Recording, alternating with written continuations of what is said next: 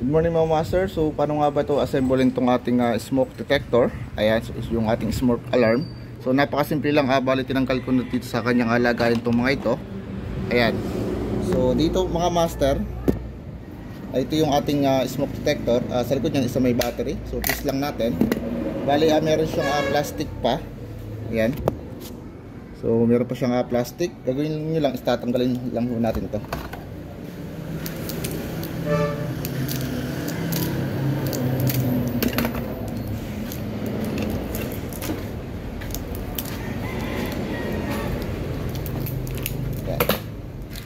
Tanggalin nyo lang. Kaya dito sa ating smoke alarm, so may lagay siyang battery.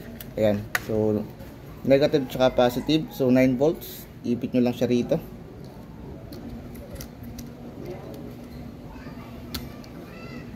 Yan, so okay na. Then ipasok nyo lang siya rito. So ito sa ilalim to, itong holder. Ayan.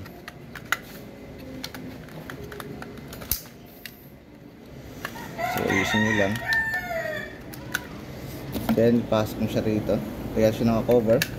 Then long press lang natin to para matest natin kung gumagana o hindi. Okay, good. So lahat guys, itong mga ito ay nakabitan ko na lang battery. So ano natin, i-test natin. I-push lang natin tong gitna. Ayan. Ito pa. Okay. So ganun lang. Right mga master, so tapos na tayo magkabit ng ating mga smoke detector dito sa bawat kwarto. So lahat po ng kwarto isa kinabitin na po natin.